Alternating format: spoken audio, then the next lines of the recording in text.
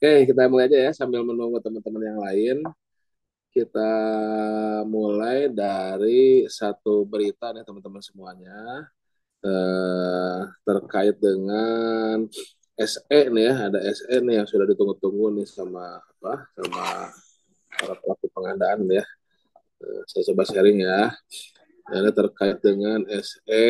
Nah ini SE terkait kompetensi nih ya, terkait kompetensi dari Bandung. Wah siap Yunan. Bobotoh kayaknya ya. Kapan Persib main nih? NSE terkait pemenuhan kebutuhan Japung pengelola pengadaan jasa JPBJ ya, personel lainnya bersertifikat kompetensi dan PPK bersertifikat kompetensi untuk tahun 2024. Bali dia dari Medan. Mantap, peras. Ini waktu terakhir akhir tahun kemarin agak ya banyak ditanyakan ya. Nah sekarang sudah ada SE-nya dan informasi juga besok ada sosialisasinya ya. Besok ada sosialisasinya. Besok ada sosialisasinya, kita lihat sosialisasinya kan undangannya sudah di grup Telegram ya. Undangan sudah di grup Telegram, bisa lihat di YouTube atau join gitu ya.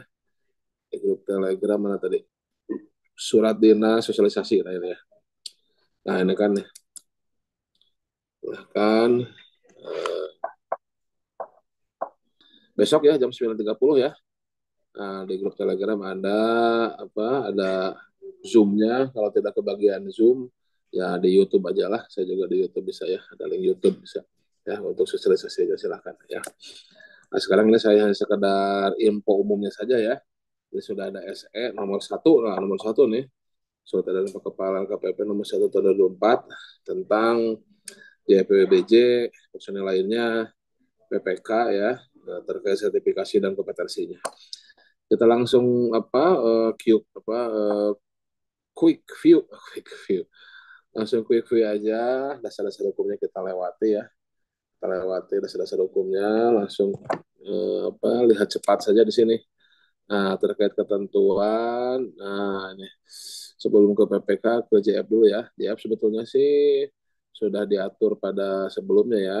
Nah ini ya, ini kita ambil kata-kata kuncinya saja. Ini sesuai dengan ramalan waktu akhir tahun ya. Saya pernah bikin konten di TikTok ya. Nah ini pertama ada renaksi ya, rencana aksi ya, rencana aksi. Oke, silakan dilaksanakan dan disampaikan melalui sistem sineraksi ya. Kemudian, nah KLPMDA harus mengoptimalkan penugasan seluruh JF ya, pengelola pengadaan itu JF ini ya, sebagai pokja atau pejabat pengadaan ya. Jadi tidak ada lagi yang dijabat oleh ASN non JF. Nah, ini yang idealnya ya. Kemudian yang sudah 60% ya, namun jumlah JFPBJ-nya masih belum mencukupi, maka silahkan ada beberapa opsi nih ya. Nah, untuk tugas pokja pemilihan, minimal satu orang ada JF-nya, ada JFPBJ-nya, ada pengelola pengadaannya. Kemudian anggota pemilihan selain JF dilaksanakan oleh PNS yang memiliki sertifikat kompetensi. Di sini sertifikat kompetensi tentunya sertifikat kompetensi sebagai sebagai pokja ya, kompetensi pokja ya. Nah, tapi ada dan atau nih, bisa dan atau jadi ya bisa dasar atau level satu ya. Yang dasar itu yang lama ya, yang dasar lama itu lama, memang sekarang diganti dengan level satu. Namun yang dasar itu tidak ada istilah mati ya, jadi masih bisa dipakai ya sekarang ini. Ya kalau mau update dengan level satu silahkan. Jadi ini bisa dasar atau level satu ya. Ini serendah-rendahnya iman lah yang saya sebutkan di konten itu ya, serendah-rendahnya iman. Kemudian pelaksanaan pejabat pengadaan juga kurang lebih sama ya. Nah, pejabat pengadaan dapat dilakukan oleh PNS yang memiliki sertifikat kompetensi. Kompetensi berarti sebagai PP, sebagai pejabat pengadaan ya. Dan atau dasar atau level satu ya. Semuanya kembali dasar atau level satu ya aman lah sekarang ya. Silahkan. Kemudian untuk personel lainnya kurang lebih sama ya. Dan juga personel lainnya ini sebetulnya untuk yang yang tidak ada, untuk lembaga satker yang tidak ada JF-nya. Jadi jangan ada istilah di KL Pemda yang bisa ada JPBJ, pakai istilah personil lainnya. Personil itu biasanya untuk TNI, Polri gitu ya, BIN ya, yang kalau saya tangkap ya. Jadi istilah itu untuk yang memang di satkernya tidak bisa ada JPBJ. Nah, ada personil lainnya. Ya kurang lebih sama lah ujung-ujungnya apa ke dasar atau level satu. Namun ya kalau memang ada sertifikat kompetensi silahkan dipakai ya. Itu yang diutamakan. Oke. Kemudian ke PPK nih. Nah, kalau untuk pengelola pengadaan kan dari awal, dari tahun kemarin kan sudah ada settingannya ya, sudah ada pengaturannya. Nah, kalau PPK yang menjadi keresahan kemarin ya, nah kalau PPK ini formatnya yang mengikuti pengaturan JFWBJ yang sudah ada ya. Nah, ini kan ada paling lama 31 Desember ya. Nah, ini PPK tipe ada tipenya ada tiga ya, tipe A, tipe C, silahkan dibaca ya. Silahkan dibaca. Nah, namun intinya ini pertama adalah sebentar langsung ke poinnya saja. Nah, ini kan. Nah, ini dalam hal KLPD belum memiliki PPK bersertifikat kompetensi. Jadi ya poin pertama ya paket pengadaan itu harus dilaksanakan oleh PPK yang bersertifikat kompetensi PPK ya, A, B, atau C gitu ya, sesuai dengan tipologinya. Namun kalau yang belum, nah ini poin pentingnya yang belum ada beberapa apa ketentuannya. Pertama, kata kunci pertama ada renaksi ya, sesuai dengan ketentuan dalam bidang sini. Silakan nanti dilihat ya. Kemudian disampaikan ke LKPP, baik melalui sistem ataupun manual ya, diakomodir lah, ya, silakan pasti dibantu oleh KPP. Kemudian, nah, penugasan PPK dilaksanakan memperhatikan urutan prioritas. Nah, jadi ini urutannya tolong dilihat nih, jangan ujuk-ujuk langsung. Ya sederhananya dalam membaca essay ini jangan ujuk-ujuk langsung ke paling bawah ya, yaitu dasar lagi, jangan langsung rendah-rendahnya iman ya. Kayak ini saya berusaha mengasosiasikan kayak kita membantu ataupun kita melihat sesuatu ya kejadian, ya jangan ujuk-ujuk langsung mendoakan saja serendah-rendahnya iman. Ketika kita melihat sesuatu ya apa yang kita bisa lakukan dulu lah yang terbaik gitu kan ya, betul kan urutannya ya. Nah juga maksudnya begitu, jangan langsung ke level bawah gitu ya, jangan langsung serendah-rendahnya iman, tapi usahakan yang terbaik. Kenapa yang terbaik nih? Nah, pertama oleh CPWBJ, oleh pengelola pengadaan ya, media muda dan pertama ya, itu yang pertama itu yang paling ideal ya.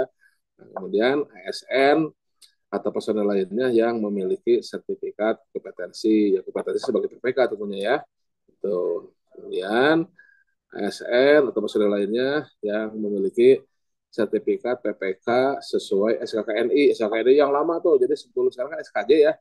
SKJ bukan senam kesegaran jasmani, tapi standar kompetensi jabatan yang level-level 1, 2, 3, 4 itu ya. Kalau dulu SKKNI ini. Nah ini kalau masih apa sudah punya ya, yang masih berlaku bisa dipakai ya. Kemudian pejabat fungsional analisis keuangan negara, fungsional analisis pengelola keuangan BBN, ya, DKL nih ya, yang memiliki tingkat dasar atau level satu. Nah, mulai ini ya, mulai kembali ke dasar atau level satu, tapi khusus untuk fungsional analisis keuangan ya, atau fungsional analisis pengelola keuangan ya, BBN. Nah, kemudian terus turun lagi ke ASN personil lainnya yang bersertifikat PPK negara tersertifikasi. Nah, ini ada juga PPK negara tersertifikasi yang diterbitkan oleh Kementerian Keuangan. Plus, nah ini Dan nih, ini tidak atau tapi Dan memiliki sertifikat PBJ. Jadi kalau ada PPK negara tersertifikasi yang apa PPK yang sertifikasi yang diterbitkan oleh Kementerian Keuangan ya plus punya dasar itu lebih baik ya, lebih baik ya. Kemudian ada juga ASN atau personel yang bersertifikat CCMS ya, sertifikat kontrak manajemen spesialis. Supaya ada nih sekarang kan beredar ya, yang gelarnya makin panjang gitu ya, CCMS, apalah juga saya juga nggak hafal tuh. Ya. Nah ini sebetulnya kan kurikulumnya mirip dengan SKKNI kurikulumnya ya. Nah ini diterbitkan oleh LSP ya, seperti LSP Pengadilan Indonesia dan sebagainya ya. Nah tapi harus masih aktif, kemudian diterbitkan sebelum 31 Desember, ya tentunya sudah dasar ya, dan ada tambahan nih, ada tambahannya nih ya, ini lulus uji kompetensi kaji ulang pemaketan. Nah, dalam SKKNI tidak ada kaji ulang pemaketan pengadaan. Nah, terakhir baru ini ya, sederhananya iman adalah ASN atau personel yang memiliki sertifikat PBJ tingkat dasar atau level 1. Nah, ini ya yang dinanti-nanti dari akhir tahun 2003 kemarin. Nah, sekarang udah muncul SE terkait Japung, PPK, personel lainnya ya. Dan apa? Eh, PPK terutama ya, PPK ya, Japung, personel lain dan PPK dalam kaitannya dengan kompetensinya. Oke. Nah, silahkan ikuti besok acara sosialisasinya ini ya. Nah, ikuti besok acara sosialisasinya baik melalui Zoom meeting ya ataupun melalui YouTube silakan ya. Oke, sambil santai ya besok. Oke. Itu informasi awal yang dapat disampaikan apa pada sesi kali ini. Oke. Nah, sekarang apa kita lanjutkan materi kita ya. Lanjutkan materi kita. Ini dari Usdiknas belum hadir nih ya, menjadikan host. Oke, kita mulai ya. Bismillahirrahmanirrahim. Kita mulai lagi sinau pengadaannya, belajar pengadaan barang jasa pemerintah. Ya, ya ini lebih ke yang mendasar ya, lebih mendasar dan lebih santai, lebih santuy ya, lebih santai, lebih santuy. Ini ya apa? Eh, Sebetulnya ya inisiasi saya pribadi ya ingin mencari kebaikan sebetulnya ya, cari apa ladang amal dari teman-teman semuanya. Terima kasih nih sudah ada 20 orang yang hadir, sangat berterima sekali bisa hadir pada sesi kali ini. Mudah-mudahan apa yang kita diskusikan, kita sharing hari ini bisa menjadi kebaikan bagi kita semuanya, bisa menjadi keberkahan, bisa jadi ilmu ya dan bisa dipraktekkan semuanya. Nah, silahkan ini posisi santai saja ya, bebas saja, santai saja ya, silahkan mau dijadikan pengantar sebelum tidur silahkan ya, karena kan seperti yang sering saya bilang apa kalau mau berbahagia sejam 2 jam ya maka tidurlah gitu kan. Jadi kalau ini bisa jadi pengantar tidur, alhamdulillah berarti bisa membuat berbahagia dalam 1-2 jam. Seperti itu. Kalau mau bahagia seharian mancing, kalau mau bahagia apa setahun dapat warisan, kalau mau bahagia lebih panjang lagi banyak berbuat baik lah. Nah ini mudah-mudahan dengan sesi kali ini kita apa sharing bisa menjadi kebaikan bagi semuanya, itu saja ya. Jadi bisa membuat bahagia semuanya. Oke, kita mulai. Uh, Seperti biasa kita menyusuri materi dasar ya, materi pendahuluan dari pengadaan barang jasa. Kemarin kita sudah bicara tentang 2 topik, kalau tidak salah ya, 2 topik awal ya, itu definisi ruang lingkup ya. Sebentar saya share screen. Oke, kita buka dulu ininya, buka dulu apa filenya ya, kelas 1 di bagian pengantar ya. Nah, ini.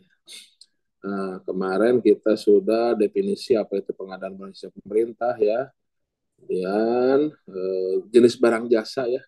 Nah, kemarin sudah ini kan ya, definisinya sudah ya, apa itu pengadaan barang jasa pemerintah, ada 3 kata kunci kan ya, di KLPD, uangnya di APBD, kemudian prosesnya dari identifikasi kebutuhan sampai dengan serah terima hasil pekerjaan ya.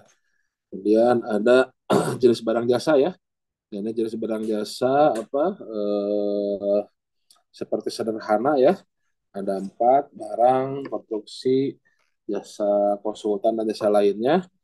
Nah ini sangat diperlukan sebagai tools analisis paling mendasar ya, sebagai tools analisis paling mendasar dalam nanti apa melakukan ujian ya, dalam melakukan ujian ataupun membaca soal ujian ya, ataupun ya dalam melaksanakan proses pengadaan ya, karena ya nanti masing-masing jenis pekerjaan ini akan memiliki tata cara yang berbeda ya, tata cara berbeda, ada perbedaan-perbedaan ya, terutama jasa konsultan ya banyak bedanya dengan 3 jenis barang jasa ini ya.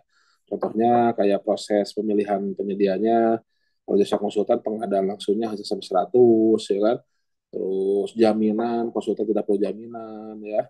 Itu banyak hal ya perbedaannya. Ya makanya di awal kita sudah tahu ini jenis barang jasanya apa. Karena untuk permainan ataupun tahapan-tahapan tata cara berikutnya akan memiliki tata cara berbeda, terutama konsultan.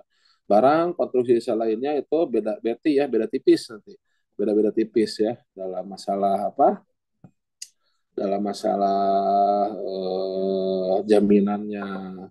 Kalau dalam masalah tata cara pemilihan sama ya, tapi kalau dalam apa jaminan itu berbeda. Kemudian kalau cara evaluasi sama ya. Nah, jadi akan ada beda-beda tipis lah untuk barang konstruksi sela itu. Nah, nanti di soal tidak ada yang langsung soal direct. Pada pengadaan barang memerlukan jaminan penawaran sebesar, tidak ada yang menyebut pengadaan barang, tapi pengadaan laptop. Nah, kita harus langsung menganalisis, oh ini pengadaan barang. Nah, berarti kalau barang, contohnya bagaimana? Pada pembangunan jalan, oh ini konstruksi. Pada apa kajian perencanaan, oh kajian butuh konsultan. Nah, tergantung nanti apa yang ditanyakan. Begitu pula nanti dalam prakteknya Bapak Ibu ketika jadi Pokja, PP, PPK ya, ya di awal harus langsung apa otomatis. Oh ini barang, oh ini konstruksi. Nah kan nanti tata caranya, prapaskah sebagainya ya. Kita bahas di sesi berikutnya. Nah itu akan terkait ke dokumen yang akan kita pakai ya. MDP-nya yang mana nih? MDP barang, MDP konstruksi, jasalnya di PLN 12 itu ya. Kemudian tata caranya bagaimana. Nah, itu akan apa sangat berpengaruh terkait ya tata cara berikutnya. Itu ya poin pentingnya kenapa kita harus mengetahui jenis barang jasa yang akan kita katakan. Ya, itu sesi kemarin sudah ya.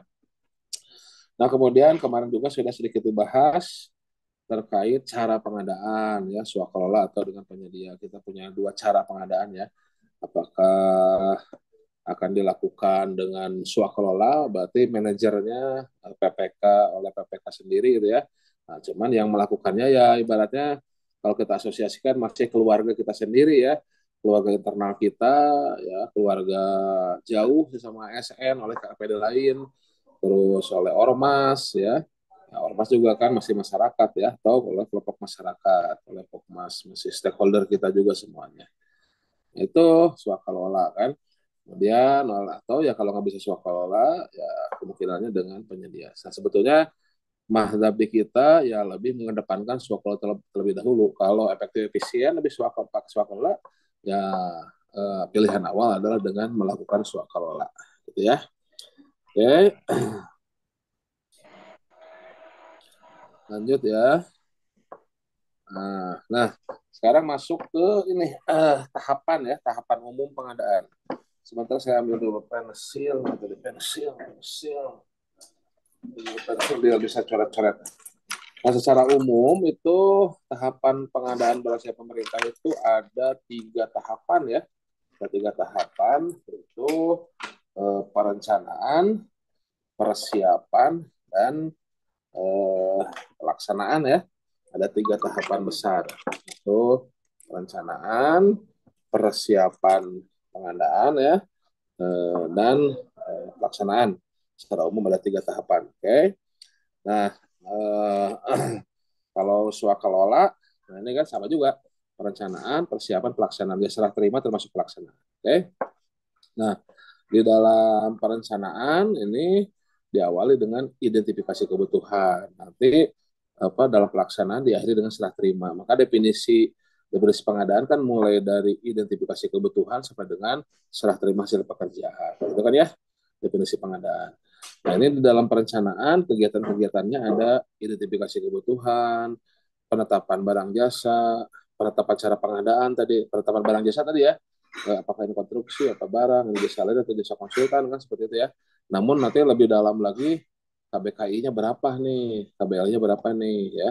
Kemudian cara pengadaan, apakah dengan swakalola atau dengan penyedia. Kalau ini kalau swakalola berarti selanjutnya perencanaannya adalah tipe berapa swakalolanya nih, apakah tipe 1 oleh sendiri, tipe 2 oleh kayak lain, oleh ormas atau oleh pokmas. Kemudian susun spek, susun perkiraan biayanya. Nah, ini di tahapan awal perencanaan. Ya, nanti kita eksplor lagi pada modul swakelola ya lebih dalam. Kemudian di persiapan, nah di persiapan selanjutnya ada penetapan penyelenggara swakelola ya.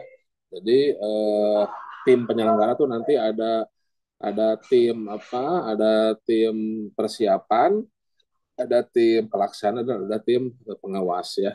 Kemudian rencana kegiatan dan jadwal pelaksanaannya ditentukan serta spek dan RAB-nya itu direview. Nah, ini dalam persiapan swakelola. Nah, kemudian pelaksanaan ya ini dilakukan lah ya apa yang direncanakan ya sesuai dengan tadi rencana dan jadwal ya.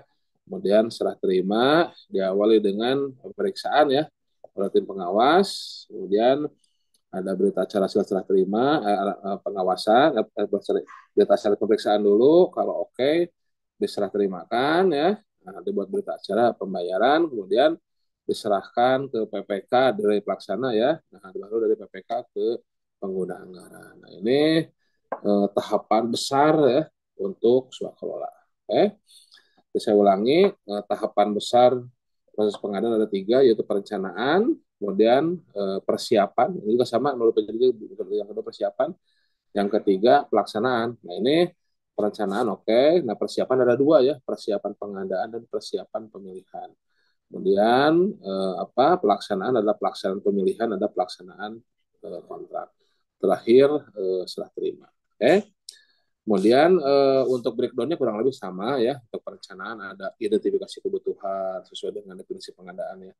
Apa kita kebutuhannya nanti kalau dalam administratifnya itu kita membuat formulir identifikasi kebutuhan. Itu mulai di level 2 tuh diperkenalkan formulir identifikasi kebutuhan tuh seperti apa ya, apa saja isinya. Intinya di sini ya apa 5W1H itu ya. What apa sih kebutuhannya ini? Butuh apa nih? Butuh laptop, butuh AC, butuh apa nih? Gitu kan? Kemudian mengapa? Why? Mengapa butuh ini? Ini juga kan untuk biar benar-benar tahu kan ini kebutuhannya yang bagaimana nih barang jasanya, who untuk siapa gitu kan, di mana butuhnya gitu kan, where gitu kan, kapan butuhnya, itu identifikasi kebutuhan ya.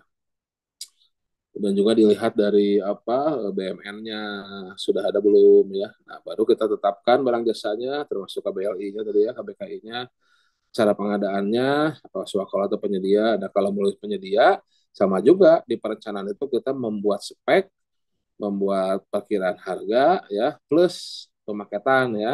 Nah, dalam perkiraan harga ada biaya-biaya, selain biaya pengadaan ada biaya pendukungnya. Nah, baru di persiapan ya, persiapan pengadaan ya, HPS, spek, dan rencana kontrak ditetapkan seperti itu. Kemudian hal-hal lain terkait yang akan dilakukan pengadaan, uang muka, jaminan ya, pemeliharaan nanti ditetapkan ya, yang oleh PPK nih. Jadi di persiapan pengadaan PPK nih menetapkan apa hal-hal yang harus dipastikan dalam apa, pelaksanaan pengadaan, speknya bagaimana, kebutuhannya, harga perkiraannya berapa nih, draft kontraknya, nanti perikatannya bagaimana, termasuk administratifnya, jaminannya, uang mukanya gitu ya. Waduh, maaf nih ada yang lagi ngerumpi ini ya, apalah, pada sepi lah ya. Oke, nah terus di tahapan persiapan ini produk akhirnya adalah namanya dokumen persiapan pengadaan. Ya, isi utamanya sih apa isi utamanya tadi spek HPS dan draft kontrak serta administrasi ya kayak RUP, anggaran, SKPP dan sebagainya. Nah, nanti dokumen persiapan pengadaan DPP itu diberikan kepada Pokja atau pejabat pengadaan ya tergantung metode pemilihan penyedianya ya. Kalau pengadaan langsung berarti kepada apa? Kepada pejabat pengadaan dong ya seperti itu. Nah, untuk dilakukan review dokumen persiapan pengadaan. Nah, nanti spek HPS sudah kotak itu di review ya oleh Pokja, sudah dalam artian apa kalau spek nanti melihat pasal 19 kan ketentuan spek apakah sudah sesuai ketentuan dengan pasal 19 nggak di Perpres, apa pasal 19 itu kayak misalkan terkait produksi dalam negeri sudah apa memberdayakan produksi dalam negeri nggak nih, apa TKDN sudah ada TKDN belum, kalau sudah ada yang lebih 40% ya pakailah PDN gitu kan kalau kebutuhannya memang bisa dipenuhi oleh dalam negeri. Kemudian terkait SNI standar nasional Indonesia ya. Sudah ada standarnya belum ya? Atau mungkin ya pakai standar-standar yang lain ya yang memang berlaku di proses bisnisnya. Kemudian usaha terkait kata kunci usaha mikro kecil ya. Nah, itu kita sudah memaksimalkan usaha mikro kecil nggak dalam penyusunan HPS-nya. Dan satu lagi pengadaan berkelanjutan, terutama untuk ramah lingkungan ya. Nah, itu di review tuh. Ya HPS juga kurang lebih sama ya. Jadi secara aturan bagaimana dan secara proses bisnisnya lah apa masalah harganya sudah memang betul-betul harga pasar nggak gitu kan. Nah, itu review. Kemudian setelah direview, kalau ada masukan dari Pokja, menurut Pokja itu masih kurang, masih perlu disempurnakan, maka dikomunikasikan tuh dengan PPK tuh. Ini speknya nih masih kurang maksimal nih, misalnya seperti itu. Nah itu kalau sudah kalau sudah sudah diperbaiki ya oleh PPK ya, nah barulah Pokja menyiapkan dokumen pemilihan ya. Barulah Pokja menyiapkan dokumen pemilihan. Nah, nanti dokumen pemilihan tentunya harus ditentukan ini tata cara tata cara kualifikasinya apa tuh? Apakah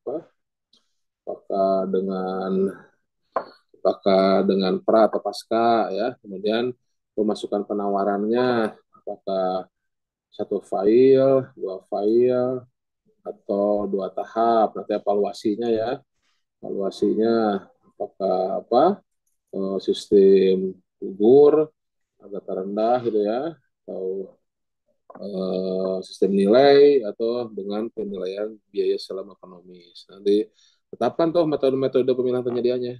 Kemudian jadwalnya ya, pengumuman kapan, penjelasan kapan, pemasukan kapan, sampai kapan, evaluasi kapan, sampai masa sanggah. Nah ini persiapan pemilihan oleh Pokja atau pejabat pengadaan. Nah barulah setelah dipersiapkan proses pemilihannya, dilakukanlah proses pemilihannya. Nah ini acara pemilihan kurang lebih ada 6-7 acara ya, pengumuman, penjelasan, kemudian pemasukan penawaran, kemudian evaluasi, penetapan pemenang, sangat menyanggah ya, dan terakhir ya laporan ke PPK untuk penetapan SPBJ. Dan terakhir penetapan kontrak ya, dan serah terima terakhir. Nah itu ya proses ataupun tahapan dalam pengadaan barang jasa pemerintah. Jadi pada intinya saya ulangi lagi, saya review ya dengan saya coret-coret ya. Jadi pada intinya kita ada 3 tahapan besar kan ya. Tahapan perencanaan gitu kan, perencanaan, kemudian persiapan ya, persiapan dan pelaksanaan. Oke, pelaksanaan ya. Dan kalau swakalola di sini ada sama ya, ada identifikasi kebutuhan apa gitu kan. Kemudian apa ada penetapan ya, penetapan barang jasanya apa ya. Harus tahu dulu apa barang jasanya. Kemudian setelah itu cara pengadaan ya. Swakalola berarti nanti cara pengadaan apakah dengan swakalola atau penyedia. Nah, kalau dengan swakalola berarti ada sama sih semua spek, dengan swakalola mau dengan penyedia ya, sama-sama bikin spek, sama-sama bikin harga perkiraan. Nah, kemudian dipersiapkan ada persiapan pengadaan kan, ada persiapan pengadaan, persiapan pemilihan, pemilihan. Nah, ini juga pelaksanaan pemilihan, ada pelaksanaan kontrak ini kan. Nah, di persiapan pengadaan ini PKPS ini ditetapkan ini menjadi dokumen persiapan pengadaan. Hasil DPP ini diserahkan ke Pokja ya, ke Pokja atau ke PP untuk direview kan, direview. Nah, oke, direview barulah dijadikan dokpil. Dokpil inilah yang menjadi acuan dalam pelaksanaan pemilihan nih, acuan dalam pelaksanaan pemilihan. Pelaksanaan pemilihan ya dengan e-processing, dengan pengadaan langsung, penunjukan langsung, nanti kita bahas ya, dengan tender cepat atau dengan tender. Nah, ini dasarnya adalah dokpil. Nah, baru setelah pemilihan penyedia, dapat penyedia, dilakukanlah pelaksanaan pekerjaan kontrak ya, dilaksanakan ya. Pelaksanaan kontrak ya, kontrak dilaksanakan sampai dengan serah terima pekerjaan ya. Di sini ada pemeliharaannya juga dan sebagainya.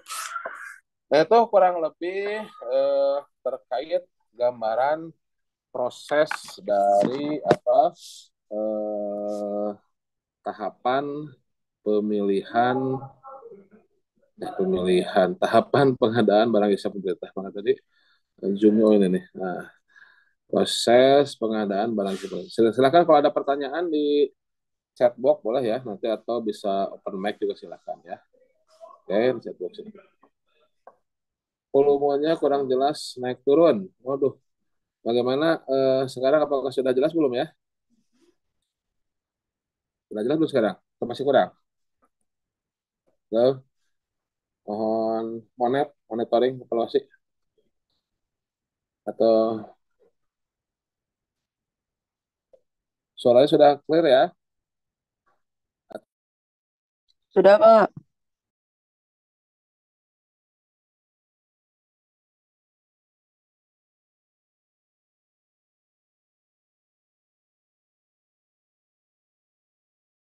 Nah, atau suaranya saya ganti nih ke handphone ya. Bagaimana kalau di handphone ini lebih clear nggak? Lebih jelas nggak nih? Bagus, Pak. Bagus ya, alhamdulillah. Baik, maka kita lanjut ya. Oke, silakan kalau ada pertanyaan di apa di chatbox nih ada dari Udin Petot. Nah, nanti kita jawab ya. Nanti kita jawab apa pertanyaannya di chatbox dulu silakan dituliskan. Kita lanjut dulu materi sedikit ya. Sharing sedikit lagi, sedikit, lanjut lagi. Nah, ini proses apa tahapan pemilihan ya, nah, pemilihan. Nah, sekarang kita masuk ke bagian berikutnya yaitu terkait tujuan, kebijakan, prinsip dan etika pengadaan. Nah, ini di apa eh, kalau dalam apa? Sebentar, share screen-nya udah kelihatan belum ya? Kayaknya belum kelihatan ya, sebentar. Share screen-nya, share screen-nya belum, share screen. Ya, di sini ada di sini ada tujuan, kebijakan, prinsip dan etika pengadaan wajib pemerintah ya. Nah ini di ujian tidak terlalu banyak soalnya yang keluar ini di tujuan kebijakan paling dua tiga soal ya masing-masing ya dua soal paling ya. Tapi sebetulnya ini apa ini sebenarnya paling mendasar ya tujuan kebijakan prinsip dan etika ini terutama untuk menjawab apabila ada debatable ya apabila ada debatable ada hal-hal yang apa yang belum diatur jelas misalkan dalam aturan ya. Nah, ini bisa dikembalikan ke sini. Bisa dikembalikan ke prinsip pengadaan terutama ya prinsip pengadaannya, ketujuan, kebijakan dan etika. Ya, kadang kan dalam aturan itu kan tidak semua apa? Tidak semua mengatur rinci ya. Dalam pengadaan itu dalam aturan itu tidak semua dirinci aturan yang diperbolehkan ya dan apa dalam artian ketika apa hal-hal yang tidak dilarang tapi tidak muncul dalam pasal ya boleh-boleh saja ya selama tidak ada larangan ya. Tapi kalau sudah jelas ada larangan ya tentunya tidak boleh dilakukan. Tapi kalau tidak dilarang tapi tidak diwajibkan ataupun tidak muncul di pasal-pasal ya bukan berarti tidak boleh dilakukan ya. Nah, kembalikan ke apa ke ini ke prinsip etika ya tujuan dan kebijakan ya. Nah, apa misalkan dalam tender kan misalkan ya contoh ya. Nah, kalau kita mau ada diskresi ataupun ada hal-hal yang tambahan, sebetulnya bukan diskresi ya karena tidak dilarang juga ya. Kalau jelas-jelas dilarang ya mungkin misalkan contoh gini, dalam apa penunjukan langsung ada istilah dikompetisikan terlebih dahulu ya apa dipilih dulu. Kalau penunjukan langsung biasanya kita langsung mengundang satu aja. Tapi untuk mengundang satunya coba kita apa menggunakan kompetisi dulu, tapi kompetisinya tidak resmi gitu ya. Kita coba nilai dulu gitu sehingga kita yakin memilih PTA ini misalkan itu dengan penunjukan langsung. Itu tidak ada aturannya gitu kan di dalam aturan pengadaan di Perpres. Tapi ya bukan berarti tidak boleh ya. Kita kembalikan ke prinsip ini. Oh ini kita ingin prinsip bersaingnya muncul karena kan memang penunjukan langsung kan prinsip bersaing itu jadi turun ya. Nah, ini kita ingin memunculkan lagi walaupun penunjukan langsung misalkan seperti itu. Atau misalkan dalam tender ada negosiasi, itu ya dalam aturan tidak dituliskan dan tidak dilarang juga ya seperti itu. Tidak dilarang juga ya seperti itu ya. Jadi sebetulnya ya silakan-silakan saja gitu kan, selama itu memang setidak berlawanan juga dengan prinsip etika ya dan tujuan kebijakan. Nah, kita eksplor coba ya, apa tujuan kebijakan, prinsip dan etika ya. Ini pertama tujuan. Nah, ini juga apa tujuan ini eh ya tadi ya, kalau dalam soal tidak terlalu banyak juga dan apa sering juga dilupakan. Nah, sering juga terlupakan. Padahal ini sebetulnya hal yang sangat penting ya. Seperti kita, kalau saya selalu mengasosiasikan seperti kita dalam kehidupan gitu ya. Tentunya dalam kehidupan kita harus punya tujuan hidup tuh mau apa gitu kan. Jangan sampai hanya sekedar apa, hanya sekedar menjalani tanpa tahu mau kemana itu kan, mau dibawa kemana tujuan hidup ini gitu kan. Dan begitu pula dalam pengadaan, semua hal yang kita lakukan dalam pengadaan itu ya harus sesuai dengan tujuannya gitu. Nah, ini tujuannya ya, pertama ada menghasilkan barang jasa yang tepat ya, atau value for the money ya. Ini barang jasa yang tepat sesuai dengan kebutuhan. Nah, tepat apa? Tepat sesuai dengan kualitasnya, kuantitasnya, waktunya, biayanya, lokasinya, dan penyediaannya. Nah, ini nanti dalam kebijakannya dengan melakukan perencanaan yang lebih baik. Nanti membuat spek ya. Nah, ini kan speknya kualitasnya harus dituangkan dengan sesuai ya kebutuhannya apa, kuantitasnya berapa, waktu dibutuhkannya kapan, ya, berapa biayanya, lokasinya, dan penyediaannya. Nah, ini eh, tujuan yang pertama. Ya, pengadaan harus diarahkan ke sini. Jangan sampai kita membuat ataupun melakukan pengadaan ya tidak sesuai dengan tujuan.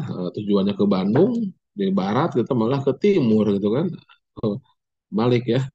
Nah, gimana caranya agar tepat kualitasnya, tepat jumlahnya, tepat waktunya, biayanya, lokasinya. Berarti dalam artian membuat speknya harus lengkap nih. Dalam spek harus tergambar kualitasnya bagaimana. Nanti kan menggambarkan kualitas itu bisa menyebut merek, bisa dengan apa, sampel, bisa dengan komposisi berapa persen, bisa dengan spek teknis detail yang sering umum. Nanti kita bahas juga itu ya di sesi berikutnya. Kemudian bisa dengan spek fungsi mungkin kinerja ya. Saya ingin fungsinya saja, kinerja saja, tidak perlu memiliki barangnya seperti itu. Nah, itu kualitasnya, jumlahnya, kuantitasnya berapa. Ini dibutuhkannya kapan ya? Dibutuhkannya kapan? Harus tepat juga pengirimannya, berapa kali, kapan, di mana tempatnya, gitu kan? Dan ya, biaya ya, biaya lokasi dan penyedia. Nah, ini kita melakukan pengadaan ya harus diarahkan ke sini. Harus sesuai dengan tujuan ya. Nah, kemudian yang kedua ada kata kunci PDN ya, tujuan pengadaan. Ya, seperti dalam menyusun spek kan salah satu ketentuannya adalah menggunakan PDN ya. Nanti turunannya ada TKDN yang angka 40% gitu ya. Kemudian juga meningkatkan peran usaha mikro kecil dan koperasi ya. Nah, ini UMKOP ya, peran usaha nasional ya. Kemudian penelitian, kemudian industri kreatif. Nah, ini dengan apa? Dengan pengadaan yang dikecualikan ya. Nah, jadi tidak perlu tender umum gitu ya. Ini bisa dengan dikecualikan PLM 5 ya. Nanti kita lihat. Kemudian mewujudkan pemerataan ekonomi dan perluasan kesempatan berusaha ya. Nah, satu lagi adalah pengadaan berkelanjutan ya. Nah, di dalam amanat di spek ya minimalnya sudah mulailah dengan apa kata kunci ramah lingkungan lah ya, ramah lingkungan, eco labeling dan sebagainya. Nah, ini tujuan pengadaan. Nah, Bapak Ibu nanti ketika dalam melakukan pengadaan ya harus ingat nih, harus mengarah ke sini dalam membuat dokumen, dalam membuat kalau jadi PPK dalam membuat spek, dalam membuat HPS, dalam membuat draft kontrak ya harus diarahkan ke tujuan pengadaan ya. Ya jangan sampai apa ini yang mendasar yang sampai kita melakukan pengadaan tapi tidak ingat kita tuh menuju kemana gitu kan pengadaan ini. Ya, seperti hidup lah, sering kali ya saya pribadi lah ini bagi saya pribadi sering kali saya juga suka lupa hidup ini mau apa sih tujuannya kan? Yang saya lakukan sudah sesuai kan dengan tujuan hidup saya gitu kan? Gitu kan? Nah, kalau tidak sesuai ya kalau tidak ingat, tidak meresapi tujuan ini ya tentunya apa nanti melakukan pengadaan itu kita tidak akan sesuai dengan yang diinginkan dengan aturan ini ya. Ya tentunya aturan disusun sesuai dengan kebutuhan dari kita ya, dari semua pelaku pengadaan. Dan tujuan pengadaan ya. Nah untuk mencapai tujuan pengadaan, kita ada beberapa kebijakan ya. Jadi memerlukan kebijakan nih, itu tentunya tadi ya, untuk apa value for the money, untuk apa meningkatkan tadi yang di awal itu apa tepat ya, tengah nih tepat 5 tepat ya. Ini tentunya kita harus meningkatkan kualitas perencanaan. Karena kan di perencanaan kan ada membuat spek, membuat HPS, ya kan, membuat draft kontrak.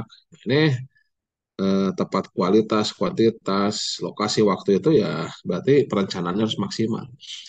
Kita tuh kadang terburu-buru dalam perencanaan ya, lama-lama bermasalah di tender, ribut di tender, kontrak juga nanti tergopoh-gopoh gitu ya. Harusnya dibalik ya, harusnya dibalik ya.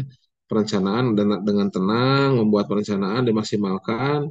Nah, nanti dalam pemilihan penyedia juga tidak lama karena kan speknya sudah jelas, keberadaannya di mana, pelaku usahanya yang mampu sudah jelas juga ya.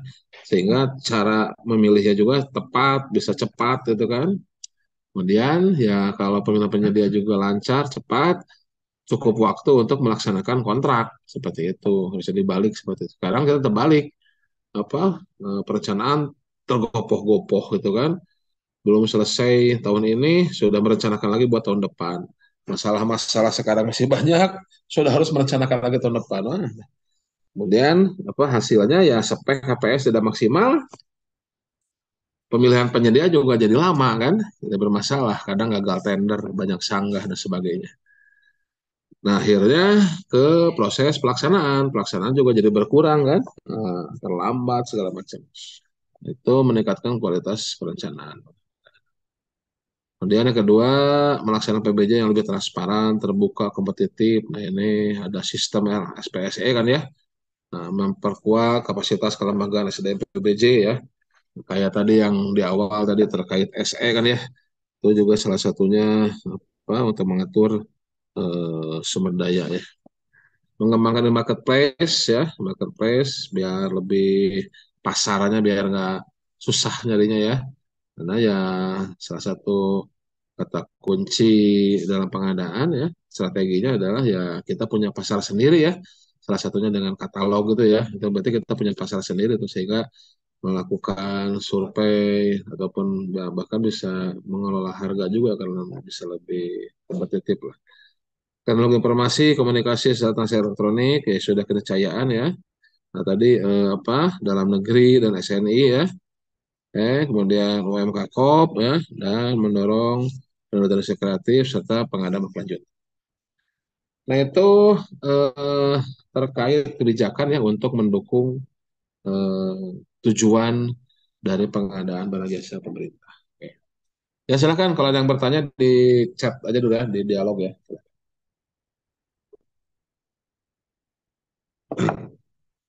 Selanjutnya, nah kita masuk ke prinsip pengadaan ya, prinsip pengadaan barang jasa pemerintah.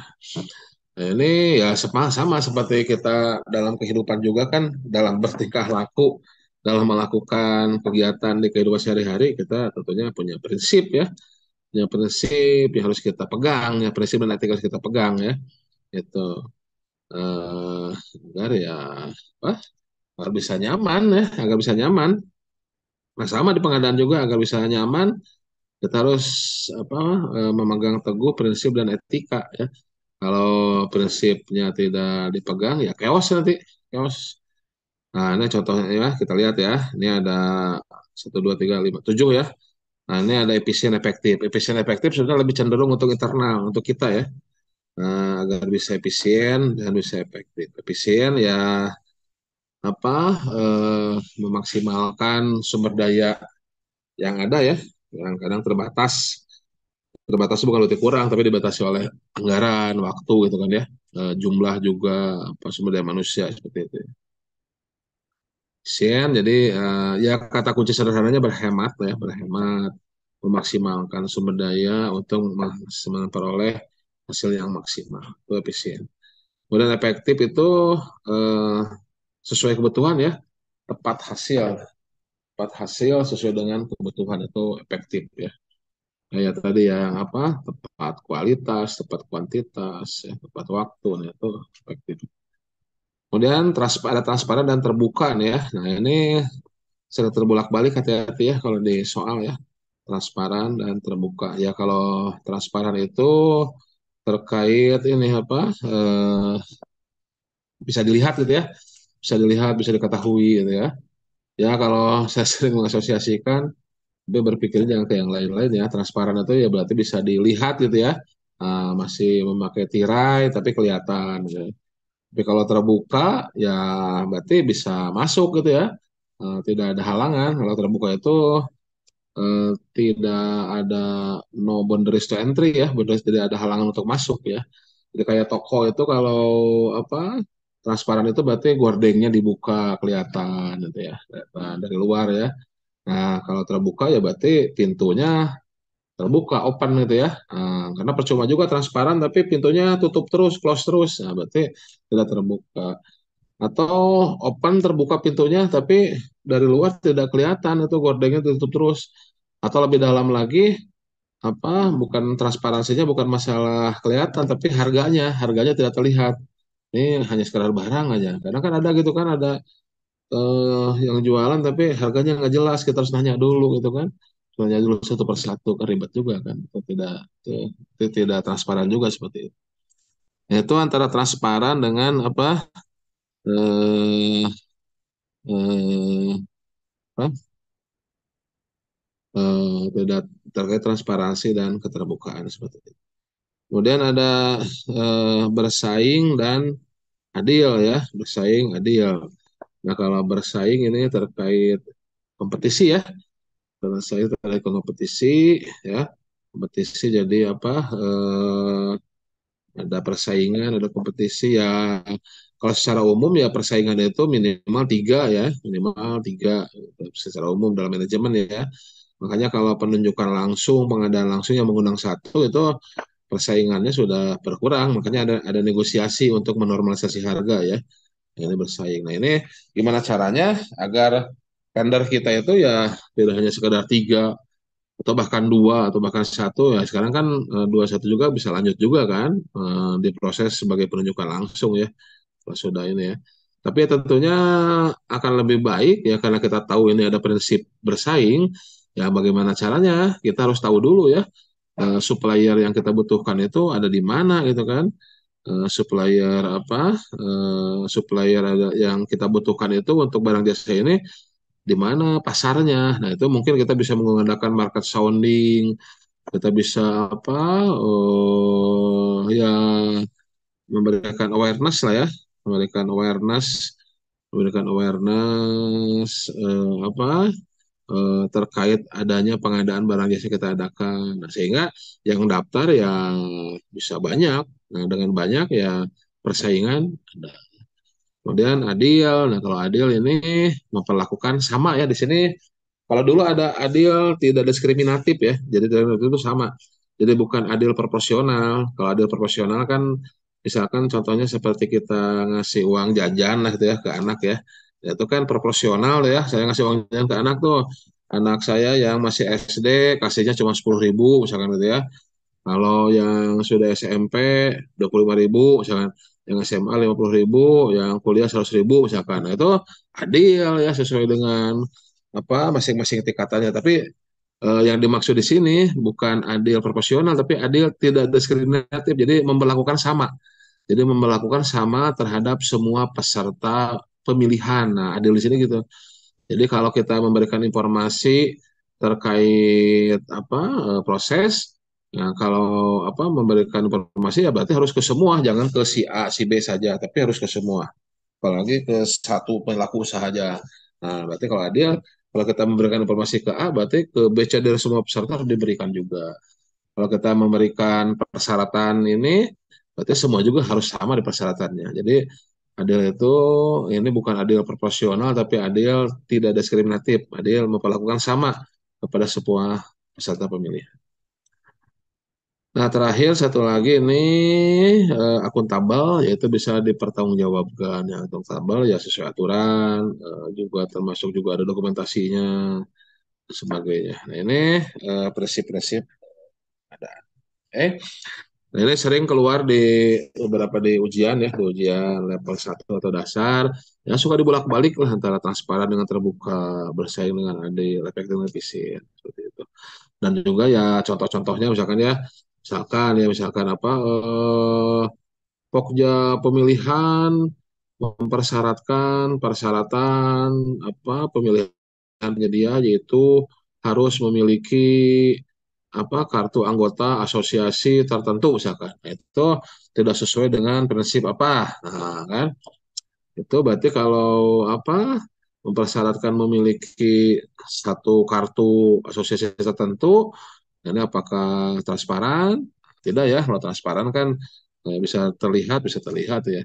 Apakah keterbukaan ya? Kalau terbuka kan, nah ini kayaknya terbuka nih karena ini menghambat atau menutup boundaries to entry. Jadi ada boundaries to entry ya, jadi ada halangan untuk masuk.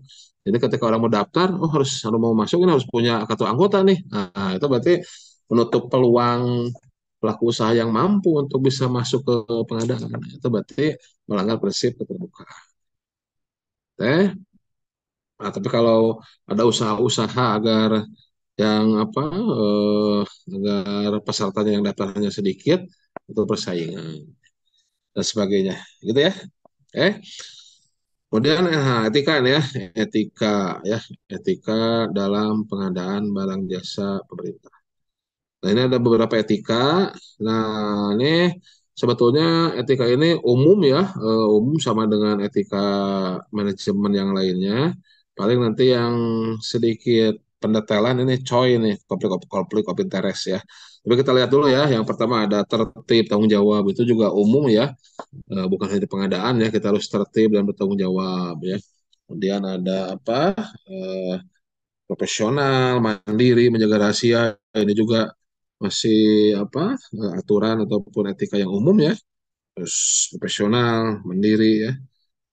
Kemudian tidak saling mempengaruhi ya, sama juga menerima tanggung jawab. Nah, terus ada nah, ini nanti kita ini yang perlu pendetailan ini nih, yang sering muncul di pertanyaan ini, COI ya, komplementaris. Kemudian menghindari, mencegah pemborosan dan kebocoran uang negara ya, dan juga ya bukan hanya pengadaan ya, nggak boleh seperti ini. Ini kata-katanya menghindari ya. Menghindari itu berarti dilakukan jangan, didekati aja jangan. Apalagi dilakukan nggak boleh ya. Dalam agama Islam ya jauhilah apa zina gitu kan, jauhilah minuman keras gitu kan misalkan. Yang apa itu dijauhi ya, apa boro-boro dilakukan ya, didekati juga jangan ya berarti gitu lah. Kurang lebih seperti itu lah. Penyalahgunaan wewenang dihindari ya, berarti dilakukan jangan, didekati juga jangan gitu kan. Tidak menerima, menawarkan, menjanjikan hadiah, rabat segala macam. Nah, ini etika pengadaan. Ya, etika yang lain juga sama dalam bekerja harus seperti ini ya. Nah, ini yang paling kita perdalam adalah etika yang nomor 5 gitu, ada konflik of interest. Nah, ini juga sering ditanyakan. Apa saja konflik of interest? Mana? Nah, ini konflik of interest ya. Ada 6 ini ya. Ada 6 konflik of interest ya. Jadi juga dalam prakteknya nanti juga apa bisa dijadikan acuan ya, apakah ini termasuk pertentangan kepentingan atau tidak. Nah, pertama ada direksi Dewan Komisaris personal inti pada suatu badan usaha merangkap sebagai direksi Dewan Komisaris personal inti pada badan usaha lain yang mengikuti tender seleksi yang sama. Nah, ini jadi maksudnya ada sosok satu orang ya, ada satu orang ya, atau ya bisa dia jabatan sampai apapun lah ya. Ada satu orang ya, ini ada satu orang si A ini ya. Nah, si A ini dia di PTA itu ya punya jabatan ya, apakah sebagai komisaris gitu atau sebagai direksi atau apa ya. Kemudian di PTB juga dia ada punya jabatan juga ya, apa sebagai direksi atau sebagai tenaga ahli ya. Nah, ini PTA dan PTB ini ikut pada tender yang sama, pada tender paket yang sama, paket A gitu ya. Nah, ini. Nah, berarti ketika ini dua-duanya daftar, maka ini termasuk konflik of interest seperti itu. Nah, ini kalau di pemerintah ini dua-duanya digugurkan ini. Kalau di swasta sih biasanya minta di self declare ya, mungkin satu saja suruh mundur kalau di private ya. Kalau pemerintah ini dua-duanya digugurkan. Oke, ya tidak boleh konflik Oke. Kemudian yang kedua, konsultan perencana atau pengawas bertindak sebagai pelaksana pekerjaan konstruksi dari yang direncanakan atau yang diawasinya, kecuali dalam pekerjaan terintegrasi. Jadi ceritanya ada apa? Konsultan ya, ada konsultan ya, ada konsultan. Oke, ulang Ustaz. Ada konsultan ya, ada konsultan, bisa konsultan apa? Perencana ya, konsultan perencana atau konsultan supervisi ya, supervisi ya, nah, pengawas. Nah, ini si konsultan juga ini selain sebagai apa jasa konsultan gitu ya, dia juga mengerjakan pekerjaan konstruksinya satu orang ini. Jadi dia mengerjakan paket jasa konsultannya ya, nah, dia mengerjakan konstruksinya juga. Tapi ini tidak berlaku kalau kalau paket pekerjaannya adalah pekerjaan terintegrasi ya. Kalau terintegrasi memang kalau terintegrasi ya desain and build misalkan ya, ya memang desain build, dia desain konsultannya dan apa pembangunannya dalam satu paket. Ini kecuali. Nah, ini suka muncul nih apa jadi boleh ya, suka muncul nih dalam pertanyaannya. Jadi boleh nih terintegrasi ini desain and build, boleh. Ada pengecualian. Tapi kalau paketnya bukan desain and build ya terpisah, tidak boleh tuh konsultan perencana atau konsultan pengawas dia yang melakukan apa pekerjaan konstruksinya juga. Itu termasuk apa mana tadi? Termasuk konflik of interest. Ya, oke. Okay. Nah, kemudian yang ketiga, nah hati-hati nih sebentar. Ini hati-hati ada ini ya, kecualinya ya, kecuali pekerjaan terintegrasi. Nah, yang sesi kemarin kan ada jenis barang jasa ya, salah satunya pekerjaan terintegrasi. Saya bilang kan kalau dalam ujian terkait pekerjaan terintegrasi itu hanya dua aplikasinya, yaitu untuk etika. Nah, etika yang ini nih, kecuali pekerjaan terintegrasi, yaitu konsultan pengawas atau apa, konsultan perencana boleh menjadi konsultan, boleh menjadi pelaksana konstruksi pada pekerjaan terintegrasi. Dan satu lagi, untuk HPS pada pekerjaan terintegrasi itu diganti menjadi pagu anggaran. Tuh sesi kemarin ya. Kalau yang belum melihat sesi kemarin bisa masuk ke YouTube ya. Masuk ke YouTube itu apa? YouTube belajar pengadaan silahkan ya. Belajar pengadaan. Nah ini ketik aja belajar pengadaan. Nah ini kan ada. Nah ini apa? eh, Muncul avatar yang bulat-bulat ini ya. Belajar pengadaan heli.net. Nah ini. Nah ini kan. Nah silahkan ya. Masuk ke kanal belajar pengadaan. Nah, ini di video bisa ada dilihat video terbaru. Nah ini sesi kemarin nih yang ada tahun, bulan, tanggalnya ya. Nah, ini gratis webinar ini sesi kemarin nih. Sesi minggu kemarin silahkan bisa dilihat lagi. Oke. Oh ya hampir lupa apa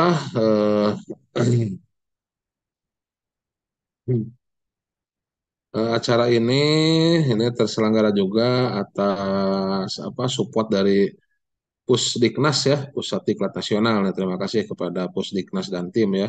Kumala, Pak Buyung, Pak Joni dan tim yang sudah meminjamkan akun Zoom-nya ini ya sehingga bisa terlaksana acara ini.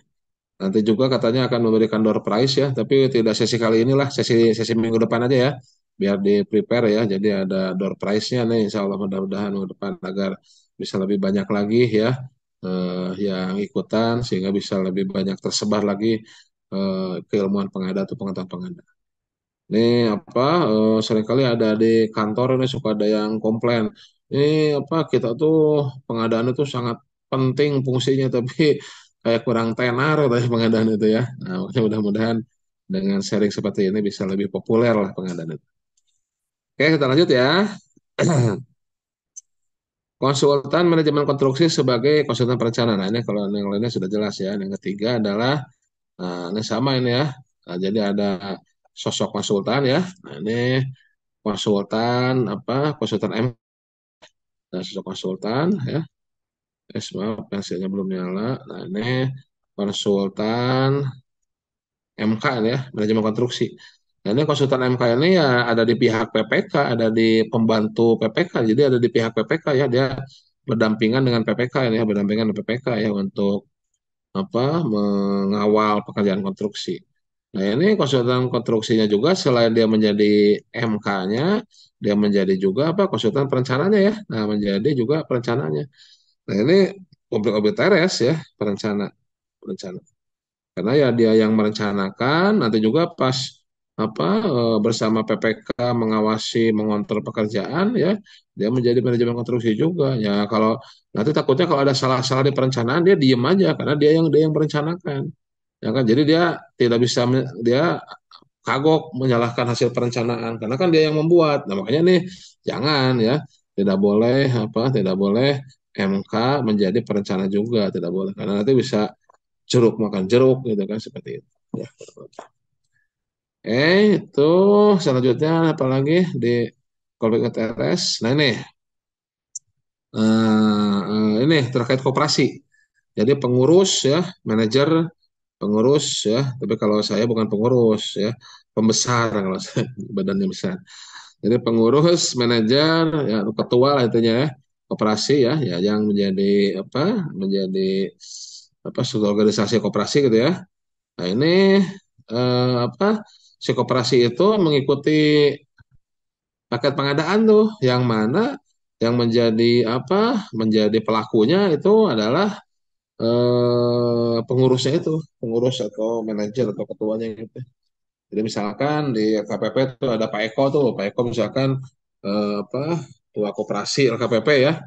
Nah, kemudian LKPP apa koperasinya misalkan punya usaha makan minum gitu ya. Nah, itu supply aja ke bagiannya Pak Eko. Nah, Pak Eko sebagai PPK-nya misalkan ya, itu berarti coy itu komplek BTRS. Oke. Kemudian, nah ini 56 kurang lebih sama ya. Jadi intinya pertama ada pihak pelaku pengadaan yang mengendalikan perusahaan penyedia ya. Jadi penyedia juga lah gitu ya. Apa double gardan, double gardan ya. Double peran ya sebagai PPK, sebagai penyedia juga, sebagai pelaku pengadaan, sebagai penyedia juga nggak boleh ya. Kemudian ini eh, beberapa perusahaan mengikuti tender yang sama tapi ya pengendalinya satu. Jadi ini ya kalau Avatar kan pengendali air, kalau ini pengendali penyedia ini ya. Jadi pengendali penyedia untuk masuk ke dalam satu tender. Nah ini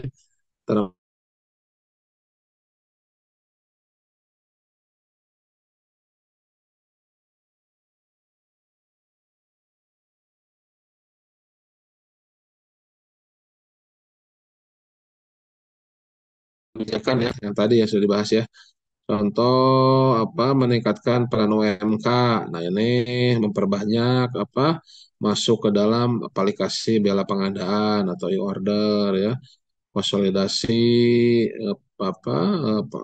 misalkan kontrak payung dengan UMK, nah contoh-contohnya. Oke. Nah, ini ada angka 40% harus untuk UMK ya. Kemudian untuk 15 miliar itu paket untuk usaha kecil ya. Seperti itu. Oke. Kemudian apa lagi? Nah, ini PDN dan SNI ya. Nah, ini kalau sudah ada TKDN plus BMP minimal 40%, maka ini wajib dipakai nih. Kalau memang kebutuhan kita bisa dipenuhi oleh ini ya, silahkan dipakai. Kemudian pengadaan berkelanjutan ada tiga ya, aspek ekonomi, aspek sosial, lingkungan hidup ya. Kalau ekonomi ya bukan hanya menghitung harga belinya ya, tapi selama umur ekonomisnya, selama pakainya gimana ya. Aspek sosial dan aspek lingkungan hidup. Nah, ini minimal yang lingkungan hidup nih sekarang nih ya, yang ramah lingkungan ya, jangan sampai merusak lingkungan, jadi mengurangi dampak negatif terhadap lingkungan hidup ya.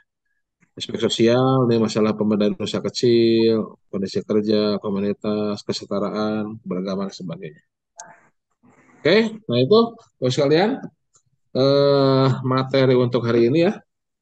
Silakan kita ulang pertanyaan. Oke, kita kembali ke Zoom-nya.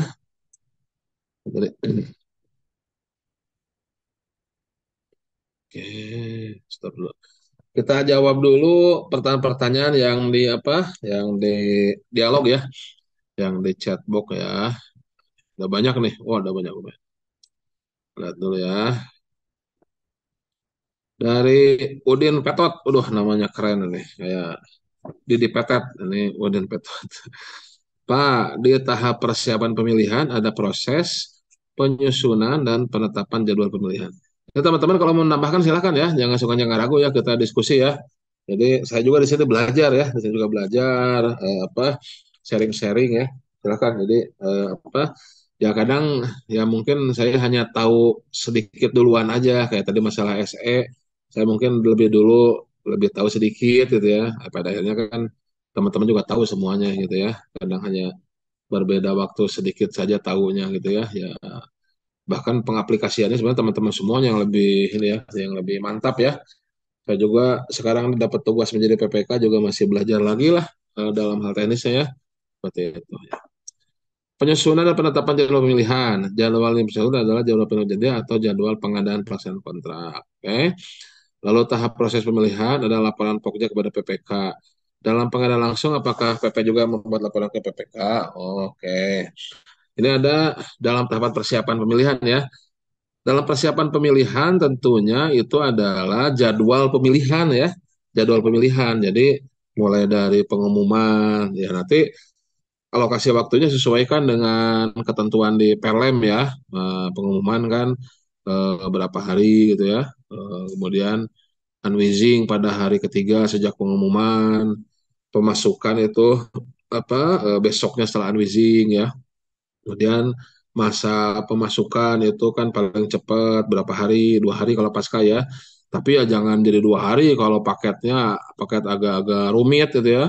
Ada kesulitan, jadi diukur lah ini mampu nggak nih pelaku usaha penyedia peserta tender untuk membuat persyaratan ini dalam waktu 2 hari. Memang diatur di Perlem kan paling cepat 2 hari. Tapi ya kalau paketnya banyak persyaratannya, bikin penawarannya sulit, ya jangan 2 hari lah, diatur lah.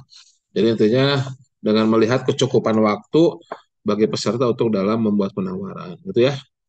Terus kalau pra kan 7 hari, kemudian masa sanggah kan, masa sanggah 5 hari, terus ujungnya kan harus hari kerja ya, jam kerja ya. Nah, tuh. Jadi bisa ini lewat apa bisa menghitung hari kalender, hari Sabtu Minggu ya, tapi ujungnya harus hari kerja gitu kan ya. Nah itu kata-kata itu jadi terkait dengan jadwal pemilihan, weh. Nah kalau jadwal apa? Kalau jadwal pengadaan keseluruhan atau pelaksanaan, ya kita selaku Pokja dari awal itu ngontrol dalam artian ini pelaksanaan pekerjaan berapa nih? Kita mau pemilihan kira-kira memakan waktu berapa nih? Dengan pasca kan sebulan. Kalau gagal tender berapa nih? Nah, ini dengan pelaksanaan sekian bulan, cukup nggak nih sampai tahun anggaran berjalan? Jangan sampai misalkan paket pekerjaannya 6 bulan pelaksanaan, tapi kita tender baru bulan Juni. Nah, itu kan kalau dalam lagu kan ada lagu mual gagal ya, mual gagal tuh kalau kita nyanyi pasti enak lah walau suara kita sumbang ya kayak lagu-lagu Dewa gitu kan ya, lagu-lagu siapa Sreng ya. Nah, itu kan mual gagal tuh. Nah, kalau mual gagal kan enak lagu-lagunya gitu kan. Kalau suara kita palas karena semua orang tahu lagunya kan, tinggal mic-nya ke depanin aja, ayo nyanyi bersama, udah nyanyi semuanya kan, beres aman. Tapi kalau paket mual gagal itu ya paket tidak boleh gagal, nah itu yang bikin pusing gitu kan. Waktu pelaksanaan 6 bulan, baru Juni baru mulai tender, spek HPS juga belum mantap, belum matang kan. Nah, ini kan, jadi paket tidak boleh gagal gitu kan. Ya, apa, mending kalau lagu enak. Ini kalau paket mau gagal, itu pusing nanti ngaturnya kan. Tidak boleh gagal tender, tidak boleh ada sanggah, evaluasi harus cepat. Waduh, gitu kan.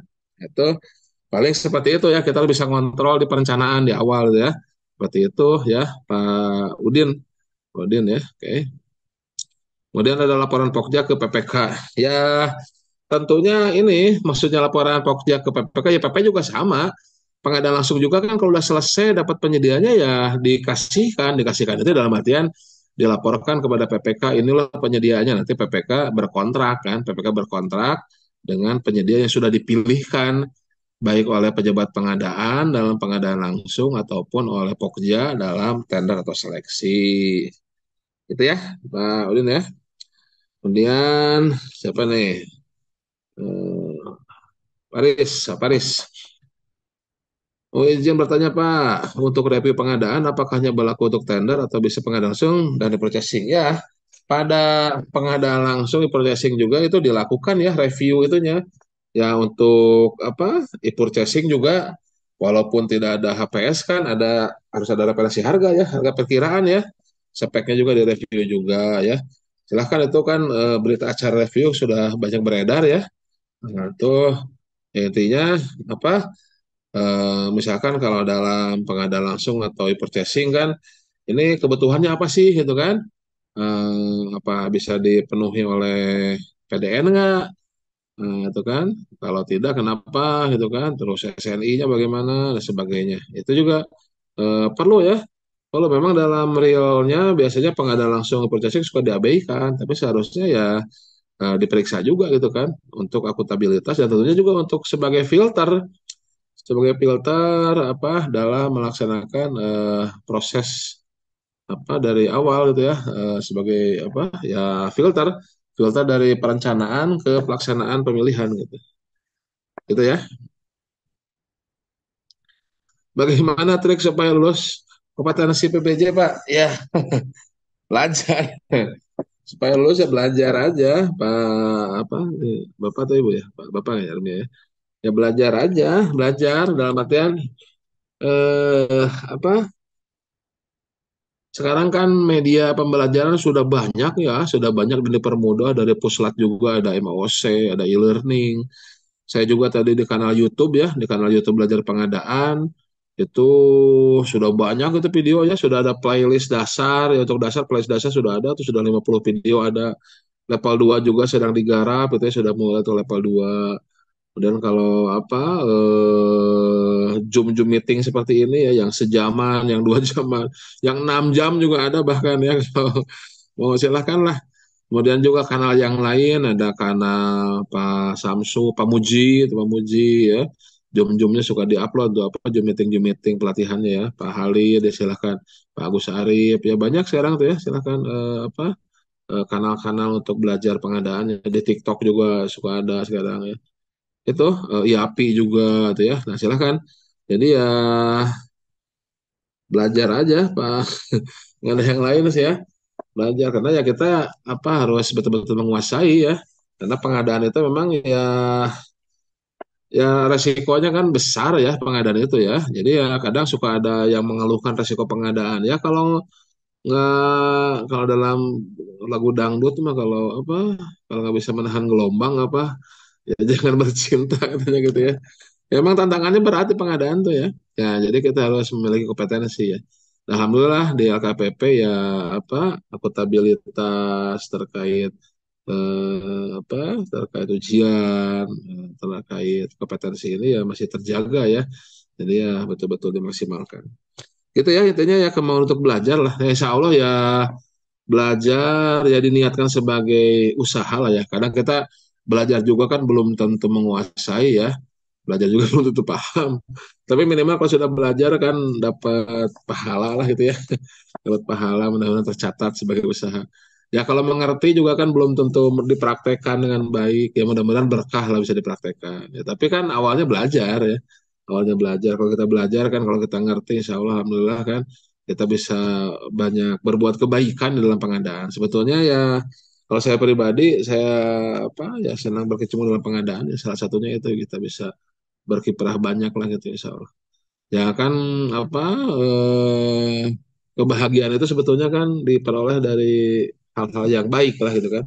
Jadi ya kalau kita bisa banyak berbuat baik insya Allah kita berbahagia. Nah berbuat baik itu kan butuh ilmunya ya. Nah, kalau dalam pengadaan, insya Allah banyak potensi untuk berbuat baik. Ilmunya tolong kuasai lah gitu. Itu kurang lebih seperti itulah. Saya tidak bisa apa memberikan pandangan dari sudut pandang lain. Yang sederhana aja seperti itu ya. Dari Dani Saipudin, Pak Dani, selamat malam. Urgensi dari penggunaan di purchasing boleh diutamakan dalam pengadaan secara tender bagaimana? Maksudnya, yang dikatakan pakai talog atau DigiPay yang sediakan oleh Kemlu. Oke, yang pertama dari Pak Dani itu purchasing dengan tender lebih diutamakan. Ya kalau di pasal 38 kan sebetulnya ada 5 itu ya cara pengadaan itu di pasal 38 ya. Kita buka pasal 38 ya Perpres ya. Pasal 38 Perpres. Waduh, saya masih di kantor nih udah pada pulang nih teman-teman nih. Kok kayak ada yang bergerak-gerak sendiri ya nih di lantai 8 nih. Gak apa lah. Secara online banyak nih ya. Banyak yang menemani nih. Ada di ruangan baru nih.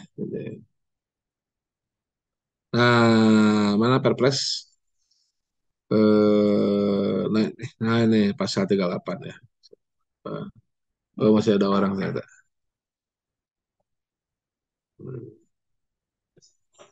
Pasal 38, bentar. Wah, alhamdulillah masih ada orang.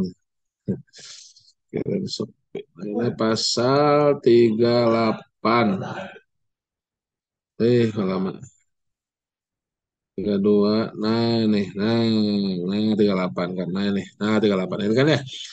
Metode penanganan terdiri dari purchasing, barang langsung, dengan langsung, dan cepat dan tender. Nah, ini kan pertama, e-purchasing yang dimaksud ayat 1 dilaksanakan untuk barang jasa yang sudah tercantum dalam katalog elektronik. Jadi kalau sudah tercantum dalam katalog elektronik ya kalau dalam prakteknya kan nampaknya e-purchasing ini paling praktis ya, paling sederhana, paling mudah ya. Ya kenapa harus ke yang lain ya kecuali kalau memang ada pertimbangan lain ya. Tapi kalau sudah dalam katalog elektronik, ini bisa lebih cepat, lebih mudah daripada cara yang lain, administratif juga lebih mudah. Ya sudah kita lakukan di purchasing gitu ya. Nah makanya pertimbangannya kenapa e-purchasing daripada tender? Ya kalau e-purchasing itu kan pertama penyediaannya kan sudah terkualifikasi ya di LPSE dan di Sikap ya sudah terkualifikasi. Tapi kalau ada yang meragukan bisa dikualifikasi lagi, bisa diverifikasi lagi silahkan. Tapi intinya kan secara di LPSE-nya minimalnya ya masalah data administrasi perpajakan izin usaha kan sudah terperip ya di LPSE. Kemudian juga sudah disikap juga dan sudah oleh Pokja lain juga ada verifikasinya ya seperti itu ada centang hijaunya itu. Nah kecuali ada keraguan silakan bisa diperip lagi sehingga kita tidak perlu lagi menilai penyedianya kan, tinggal menilai penawaran barang jasanya. Nah, kan barang jasa yang tayang di katalog juga barang jasa umum ya. Nah, sehingga ya kita bisa lebih cepat, lebih mudah untuk melakukan evaluasinya. Tapi kalau tender kan ya lain lagi ceritanya kan panjang kan, ada pengumuman, ada tahapan-tahapannya seperti itu. Gitu Pak siapa tadi? Jadi kenapa kita memilih purchasing ya karena itu metode yang lebih sederhana, lebih cepat, lebih singkat gitu ya dibandingkan tender. Tapi kalau tidak cocok dengan di purchasing ya silakan lakukan dengan metode yang lain. Gitu ya. Mana tadi ya? Oke. DigiPay oleh Kemenku katalog. Ya DigiPay itu ya salah satu marketplace yang disediakan oleh Kemenku gitu ya. Nah, kalau e-katalog itu ya disediakan oleh LKPP dan memang itu adalah marketplace resmi untuk pengadaan barang jasa di Indonesia seperti itu. Nah, kalau DigiPay itu seperti inilah, kurang lebih seperti bela pengadaannya lah seperti itu. Itu juga termasuk juga silahkan itu ya. Itu terutama untuk usaha-usaha kecil, misalkan ya silakan. Kayak di bela pengadaan kan ada e-marketplace-nya, nah di bawahnya usaha-usaha kecil itu ya seperti itu. Kurang lebih seperti itu ya, silakan. Ya kalau ada dua-duanya ya kita mana cari aja mana yang paling efisien. Tadi kan saya seperti yang dijelaskan tadi, kalau kita ada hal-hal yang meragukan, ya dua-duanya juga baik, ya kembalikan ke tadi prinsip ya, prinsip mana cari lihat aja mana yang paling efisien. Gitu ya. Dinkes Provinsi Sumatera Selatan. Dari Dinas Kesehatan. Selamat malam, mau bertanya soal wewenang pejabat pengadaan. SOP pejabat pengadaan dalam pengadaan barang jasa. Oh ini ya, para pihak ya. Katanya pejabat pengadaan itu melakukan pengadaan langsung. Kalaupun pengadaan langsung satu ya, kalau tender nggak bisa, seleksi nggak bisa, tanda cepat juga enggak. Kalaupun penunjukan langsung itu maksimalnya 200.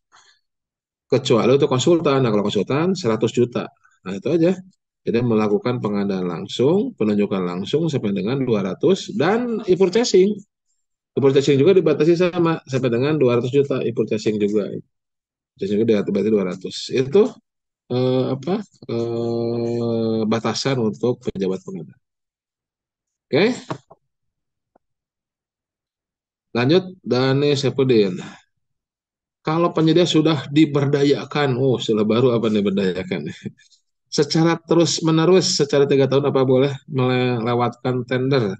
Jadi langsung, oh ya jadi kalau sudah diberdayakan ya, diberdayakan apa 3 tahun terus-menerus, boleh nggak usah tender, penunjukan langsung aja? Tidak boleh, tidak boleh. Kalaupun ada, ya, walaupun ada yang seperti atau kata-katanya baik. Kalaupun ingin seperti yang diharapkan pada ini ada istilahnya repeat order. Repeat order itu hanya untuk jasa konsultan. Jasa konsultan, misalkan nih ada seleksi nih, tahun 2023 ada seleksi nih, dapat konsultan A nih untuk pekerjaan AMDAL misalkan ya, 2023 nih. Terus di 2024 ada pekerjaan AMDAL lagi nih, AMDAL lagi nih, tapi ya apa, ibaratnya mah misalnya AMDAL di apa lalu rumah sakit A, sekarang AMDAL di rumah sakit B misalkan. Sama-sama. Nah, ini penyedia yang tahun menang di 2023 itu bagus kinerjanya tuh. Nah, di tahun sekarang bisa langsung penunjukan langsung repeat order apa ke penyedia yang sama gitu kan, asal kinerjanya bagus. Itu kalau yang diharapkan pada ini hanya di situ saja. Tapi kalau untuk metode lain, walaupun dia sudah 3 tahun dikukut ya, kalau istilahnya mah si kukut itu 3 tahun jadi si kukut, tidak boleh penunjukan langsung, harus mengikuti metode yang sesuai lah itu. Itu ya Pak Denny ya. Ya kalau mau masukin ke dalam katalog elektronik tuh si kukutnya ya, si kukutnya masuk ke dalam katalog elektronik ya, ke dalam e-katalog ya, sehingga bisa di-purchasing ya. Jadi bukan pengadaan langsung di-purchasing. Itu paling ya. Valentina, Valentina, Mbak Valentina berarti ini mungkin ya. Maaf kalau salahnya. Izin bertanya Pak, kalau pembelian spare part Alkes apakah harus dengan vendornya? Apabila di pasar ada hal lebih murah dari vendor? Oke. eh Vendor itu maksudnya kan penjualnya ya. Ya intinya gini, eh kan supplier ya, yang kita kan punya kebutuhan. Nah logikanya ya, logikanya. Saya gambarin aja ya. Saya gambarin aja. Ini logikanya, ini logika logika umum lah ya, logika umum pengadaan. Ya kan kita punya kebutuhan nih, punya kebutuhan ya, punya kebutuhan. Sebentar saya screen dulu nih. Saya screen dulu, mohon maaf. Kita share screen.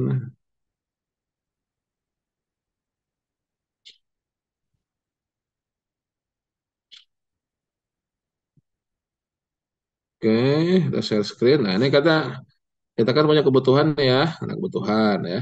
Nah, ini tentunya kebutuhan ini kan kita harus mencari suppliernya ya. Kita harus mencari apa? Mencari supplier, supplier, supplier yang bisa memenuhi kebutuhan kita gitu kan ya. Nah, yang bisa memenuhi kebutuhan kita. Nah, suppliernya tentunya levelnya bisa pabrikan ya. Pabrikan bisa distributor ya, bisa apa? Retail ya, bisa eceran ya, atau mungkin bisa calo lah terakhir gitu kan. Nah ini kita menentukan pada level mana ya, silahkan ya disesuaikan dengan tadi kebutuhannya. Kalau misalkan kebutuhannya memang banyak sekali, kemudian ini kebutuhannya untuk nasional, ya mungkin bisa kita tayangkan pabrikan ke dalam katalog elektronik gitu ya. Tapi kalau kebutuhannya sedikit, ya mendingan eceran atau toko-toko eceran. Tapi kalau memang proses bisnisnya harus pakai calo, ya kita menggunakan calo seperti itu. Ya. Jadi yang menyesuaikan dengan kebutuhannya bagaimana dan ketentuan kebijakannya. Dalam artian kita kan harus memperbanyak usaha kecil, mikro kecil misalkan ya, ini paketnya juga tidak sampai 15 miliar ya, berarti pengecer toko-toko kecil. Gitu ya, tapi kalau untuk kebutuhan nasional besar ya apa ya pabrikan mungkin. Nah, tapi pabrikan nggak bisa menjual nih. Ada aturannya ya dengan distributornya berarti kan bisa silakan. Gitu kurang lebih ceritanya ya. Siapa tadi? Mbak siapa? Ini dari Mbak Valentina ya. Nah, pemain spare part, Alkes, lalu juga vendornya. Nah, ini nih ada kata-kata spare part ya. Nah, kalau spare part ini ya kalau memang spare part itu hanya bisa dibeli dari apa? Dari pemegang mereknya, misalkan kan apa spare part Honda misalkan ya. Tidak mungkin spare part Honda itu dari Suzuki, dari Mitsubishi, tentunya harus dari Honda lagi. Nah, berarti harus dari supplier yang apa yang menjual produk Honda gitu kan. Ya. Nah, ini vendornya ya bisa itu dari dealernya, bisa dari ya itu silakan menyesuaikan mana yang paling efektif efisien dan sesuai dengan kebijakan pengadaan kita, dengan aturan pengadaan kita. Gitu ya, apabila di pasaran ada harga lebih murah dari vendor. Ini maksudnya lebih murah vendor itu dibandingkan siapa ya? Saya belum nangkep ini. Lebih murah daripada vendor. Vendor itu kan penjual ya, penjual. Ya, ini saya belum nangkep ini. Maksudnya vendor itu lebih murah dari vendor itu siapa gitu ya? Vendor itu kan berarti maksudnya penjual ya. Penjualnya resmi atau bukan ya? Atau bagaimana? Tolong diperjelas dulu ya. Ya intinya apa bukan masalah harga saja ya yang harus kita perhatikan karena kan di pemerintah itu akuntabilitas itu yang nomor satu ya. Yang kita harus perhatikan juga masalah apa akuntabilitas tadi misalkan penyediaannya ini bayar pajak nggak itu kan dia harus membayar pajak punya PWP bayar pajak kemudian juga apa taat aturan nggak ada aturan sudah izin-izin usahanya apa gitu kan kemudian barangnya juga legal nggak nah segala macam gitu ya Mbak Valentina tolong diperjelas kembali mungkin kalau masih standby ya. Tuh, Pak Syarif, dalam hal belanja langsung baik nota pembelian atau kwitansi, apakah PPK bisa langsung beli ke toko tanpa melibatkan pejabat pengadaan? Apakah ada aturan bahwa belanja obat BPM itu sih? Nah, pertama ini untuk apa? Untuk apa? Untuk pengadaan langsung dengan nota pembelian ya atau kwitansi ya seperti itu. PPK ya intinya ya kalau dalam aturan secara prosedural ya pengadaan langsung itu ya yang belanja itu ya pejabat pengadaan gitu ya pejabat pengadaan yang belanja PPK itu ya baratnya yang apa yang untuk merencanakannya seperti itu ya kalaupun PPK langsung ya pejabat pengadaan harus mengetahui juga lah seperti itu karena kan yang ini kenapa dipisah ya biar tidak ada apa konflik of interest antara yang membeli dengan yang merencanakan serta eh, dalam pelaksanaan pekerjaannya seperti itu kurang lebih. Apakah ada aturan belanja obat, barang habis pakai ya, Alkes harus melalui purchasing. Ya di Permenkes kalau nggak salah tuh ada yang mewajibkan purchasing, tapi ya kalau nggak ada kan masa barangnya nggak ada di purchasing tetap dipaksa di purchasing tentunya ya tentu harus dicari cara lain ya kalau tidak ada dalam katalog elektronik. Jadi dalam artian eh, di dalam Perpres ya kalau memang barang jasanya sudah ada di dalam katalog elektronik ya purchasing. Mau barang jasanya apa saja, mau obat, mau apa saja kalau ada di katalog ya purchasing ya. Jadi ini terlepas dari obat, BMHP ataupun Alkas apa saja. Kalau memang sudah ada di katalog elektronik ya lakukan dengan purchasing. Itu aturannya Pak Sarif. Ya. Pak Denny ini menambahkan selamat malam jasa Indonesia boleh ditambahkan dibanding ya tadi sudah dijawab ya. Jadi ya tadi ini untuk efektif efisiensi ya selaku reputasi. Materi bisa di-download ada di apa? Ada di blog healthy.net ya di menu download silahkan.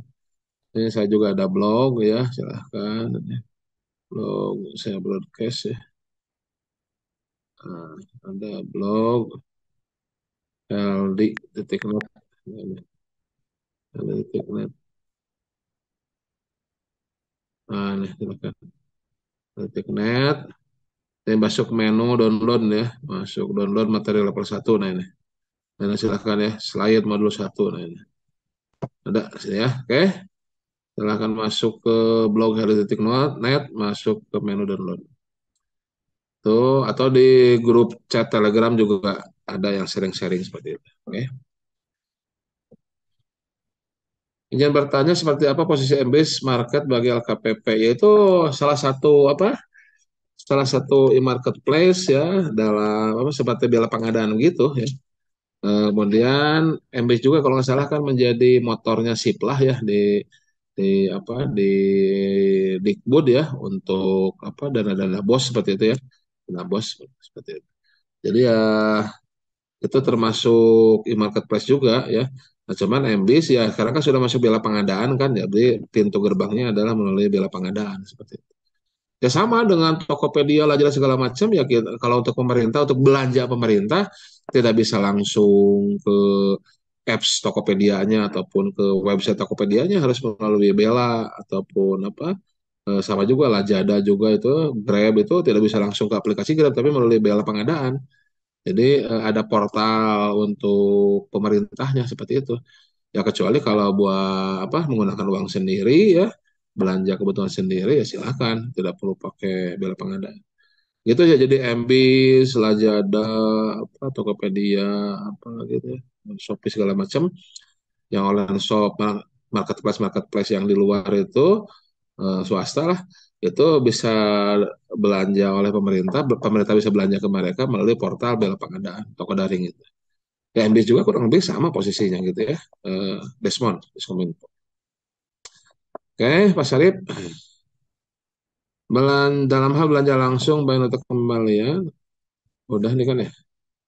Pada metode purchasing, kotak surat kontak surat pesanan apakah boleh dilampirkan?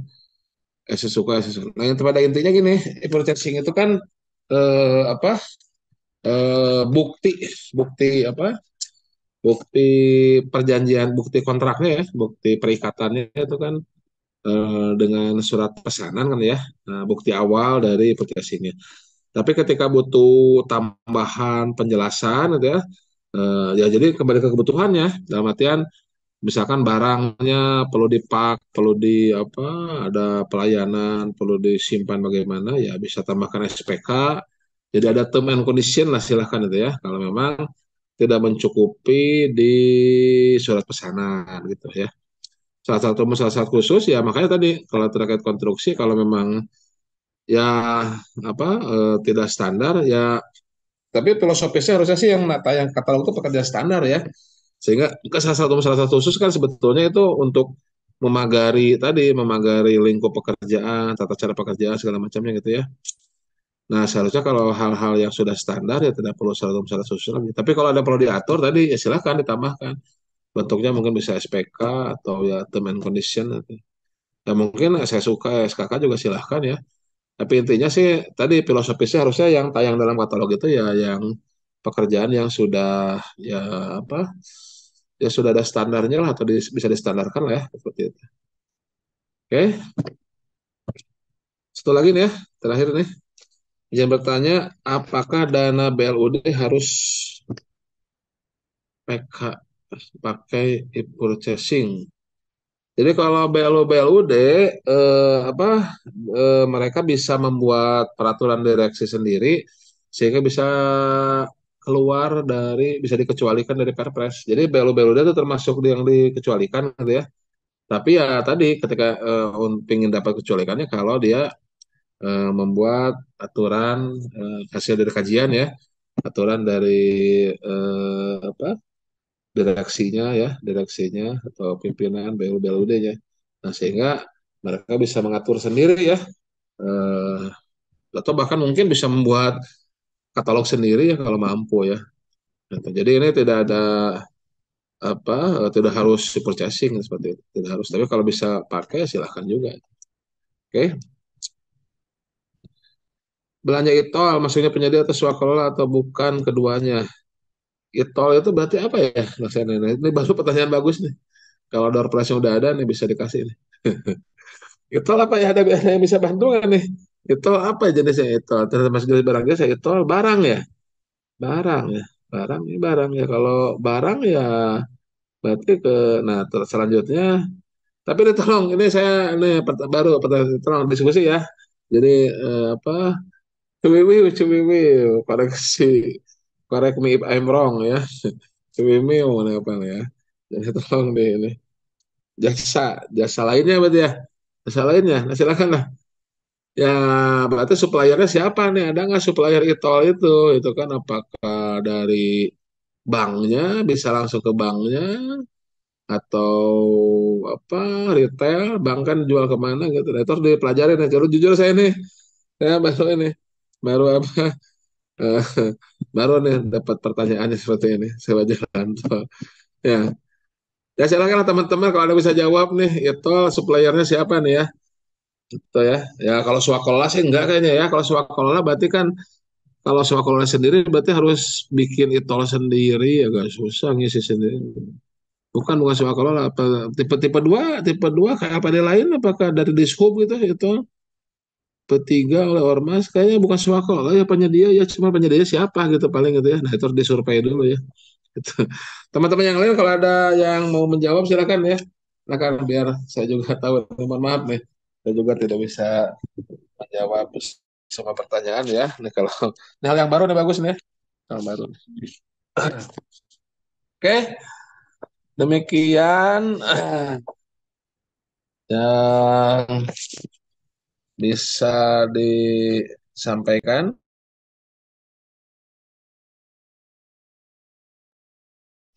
Silahkan kalau ada apa?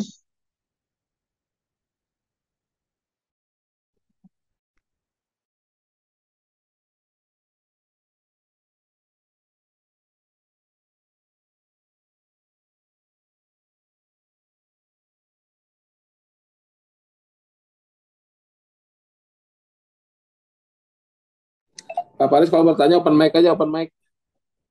Pak Paris terakhir ya. Tadi Pak Paris. Dari Pak Paris ya. Baik, Nah, Pak. Tok, silakan. Dari mana Pak Paris? Eh, saya dari PMK, Pak, di Jawa Ya, Tengah, Pak. Pak Jawa Tengah. Ya, ya, ya. Semarang apa? Eh, Pati, Pak. Oh ya, gimana gimana Pak Paris? Gini, apa tadi? Untuk PPK itu kan ada tipe A, tipe B, dan tipe C, Pak. Nah, Oh itu ya, ya, ya. saya sudah cari-cari, maksudnya apakah ada tipe tipe C, misalkan batasan bagus sekian, tipe B sekian, itu ada di peraturan apa ya, Pak? Maksudnya saya penasaran, Pak. Itu aja sih, Pak. Penasaran ya, ya. Saya kan mati penasaran ya. PPK penasaran ya. Ya kan kalau baca definisinya kan PPKC itu kan untuk sederhana ya, sederhana. Kemudian PPKB apa? PPKB itu tidak sederhana, tidak kompleks gitu ya. Betul nggak Pak Paris? Kemudian Iya, Pak. tipe A itu yang apa? Yang kompleks gitu ya. Nah kalau dikaitkan dengan JF juga kan apa? Tadi apa? Yang C itu berarti oleh yang pertama ya. Kemudian yang muda bisa tipe C, tipe B gitu ya. Yang Madia ya bisa semuanya lah itulah seperti itu. Nah, yang sederhana itu yang pasti pengadaan langsung pasti ya, berarti sampai 200 pasti ya gitu kan. Tuh. Nah, kemudian ya bagaimana kalau bukan pengadaan langsung gitu kan ya, Pak Paris ya pertanyaan paling ya. Iya, Pak. Bagaimana Saya kalau apa di atas 200 gitu ya. Ya intinya kalau di atas 200 tapi sederhana ya bisa oleh PPK tipe C. Apalagi gitu ya. Apalagi sekarang kan kondisinya apa masih kekurangan sumber daya ya. Dalam artian kan sekarang kalau lihat dari SE tadi kan apa tipe C saja ya bisa yang tidak sederhana pun bisa gitu kan ya. Yang penting apa ya masih lumayan ya PPK tipe C daripada serendah-rendahnya iman itu ya. Yang dasar atau level 1 aja kan. Betul nggak Pak Maris? Maksud Ya saya dalam betul kondisi Pak. sekarang minimal di tipe C itu juga sudah mending gitu ya. Tapi tentunya ya terus ditambah itu aja kompetensinya gitu Pak Riz ya. Sekarang kan media belajar kan sudah banyak ya. Tempat bertanya juga sudah banyak ya. Apa ya kayak teman-teman ahli yang lain lah, mereka banyak ahli konstruksi ya. Kalau saya sih ahlinya ya gini-gini aja yang dasar-dasar aja lah ya. Nah, ahli yang lebih rumit, yang lebih kompleks, nah, banyak kan apa? Silakan bisa tanya ke teman-teman yang lain. Nah, tapi kembali ke pertanyaan Pak Paris, ya mas takutnya kan tipe saya harus apa ibaratnya yang melakukan yang tidak sederhana gitu kan ya Pak Paris ya? Iya Pak, kan ada katanya ada batasan pagunya.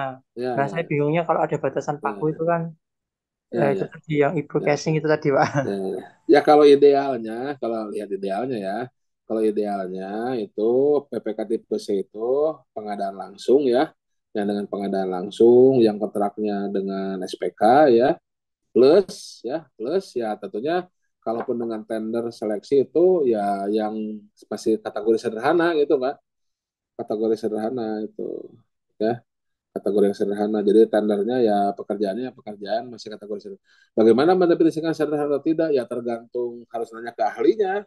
Misalkan kalau bangunan yang sederhana itu ada kan? Bangunan sederhana itu bagaimana ada tuh kan di Permen PU ataupun kalau nanya ke orang PU ya seperti itu. Jadi ya apa yang bukan pengadaan langsung pun ya bisa oleh PPK tipis. Cuman, nah tadi mengingat kondisi sekarang ya sedang banyak apa genocide di Palestina, orang di Yaman juga kondisi darurat lah gitu ya. PPKTP saya pun sekarang kan sudah lumayan lah gitu kan, bisa bisa ke yang ya ibaratnya yang tidak sederhana pun bisa gitu kan, PPKTP saya gitu kan ya. Nanti nggak apa Paris? Nangkap nggak maksud saya? Iya Pak, paham Pak. Bah, bahkan kan serendah-rendahnya iman kan level 1 pun bisa menjadi PPK kan, ya kan? Tanpa Iya, kompetensi pun untuk kondisi sekarang. Cuman yang idealnya, yang pasnya ya tadi yang sederhana itu ya ya apa yang tidak kompleks lah gitu ya, yang tidak kompleks, tidak kerumitan. Cuman ya itu kan bahasa umum. Nah, untuk bahasa detailnya yaitu kembali ke karakteristik dari barang jasanya. Kalau konstruksi kan ada gedung sederhana yang bagaimana kan ada kan ya. Nah, itu di apa jadi kalau mau, tapi kalau kita mau kondisi ideal ya, sekarang kan kondisinya masih belum ideal ya. Nah, nanti pasti bisa dibatasi itu sampai bagaimana yang PPK tipe C itu untuk misalkan di pekerjaan PU gitu kan seperti itu. Itu Paris ya kemungkinan kata-kata kunci yang lain terkait sederhana atau tidak itu misalkan resiko.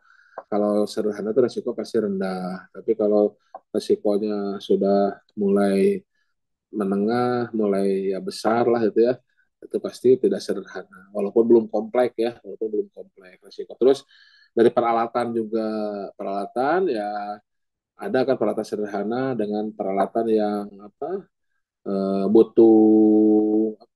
butuh penanganan khusus, butuh apa ya penanganan lah karena ada resiko itu ya seperti itu. Alatnya juga mungkin canggih gitu kan. Nah, itu pasti sudah tidak sederhana lagi. Gitu kondisi idealnya ya Kak Haris ya. Oke. baik Pak, terima kasih Pak. Ya sama-sama ya. Silahkan teman-teman semuanya nanti kalau ada etol bukan dari belanja langsung. Nah ini juga makanya saya belum ngerti unsur ini untuk etol ya. Yunan dulu ya belanja langsung ya. Nanti saya tanyakan dulu, saya juga sharing ya silakan. Makanya di grup Telegram tuh tolong dibahas lah ya. Biar saya juga bisa belajar ini. Bagus deh pertanyaannya ya. Ya. Nanti kalau ada door prize dikasih door prize ini ya. Tapi sekarang belum berlaku lah untuk minggu depan aja. Baik, bos sekalian, cukup ya teman-teman semuanya. Kalau masih ada pertanyaan silahkan bisa di grup Telegram atau Japri WA ke saya. Silahkan jangan suka jangan ragu. Nah, tapi kalau sedang ada kesibukan ya apa karena suka tenggelam WA-nya ya diulang lagi WA-nya lah nggak apa-apa ya Insya Allah saya akan berusaha jawab. Kalau saya tidak bisa jawab ataupun di luar kewenangan, saya akan coba publish ke grup teman-teman ya, mudah-mudahan ada jawabannya. Silahkan. Tentunya saya dengan senang hati bisa membantu teman-teman semuanya. Tapi pertanyaannya jangan yang susah-susah ya. Saya mah yang ringan-ringan aja lah. Yang lucu ya. Kalau yang susah itu paling saya ke teman-teman yang lain lah bisa diinginkan. Baik, saya yang terima kasih nih Bapak sekalian ya. Saya terima kasih kepada teman-teman semuanya sudah diberikan kesempatan untuk bisa sharing, untuk bisa berbagi ya. Mudah-mudahan ada manfaatnya, mudah-mudahan bisa jadi kebaikan bagi kita semua ya. Itu kemudian juga kurang lebihnya saya mohon maaf ya. Eh, ya mudah-mudahan bisa bermanfaat bagi ujian ataupun pelaksanaan.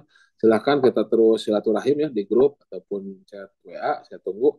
Kemudian mohon izin ini direkam ya dan hasilnya nanti dipublish di YouTube di belajar pengadaan ya. Ya jangan lupa untuk subscribe yang belum subscribe dan like share ya agar bisa lebih tersebar ya keilmuan pengadaannya ya seperti itu. Oke, kemudian juga terima kasih kepada tim Pusdiknas yang sudah mensupport terselenggaranya acara ini. Mudah-mudahan minggu depan katanya ada door prize ya, biar lebih semangat dalam Zoom meetingnya. Demikian teman-teman semuanya, sehat-sehat semuanya ya, sehat-sehat semuanya, sukses semuanya, lancar dalam pekerjaannya, bahagia selalu ya. Kita tutup dengan Alhamdulillahirrahmanirrahim. Assalamualaikum warahmatullahi wabarakatuh. Dan salam pengadaan dari Jakarta. Nih, masih di kantor saya. Waalaikumsalam warahmatullahi Waalaikumsalam wabarakatuh. warahmatullahi Makasih Pak wabarakatuh. Heldi. Ya, sama-sama. Makasih, saya makasih ya. Oke, saya Assalamualaikum. stop ya recordingnya ya.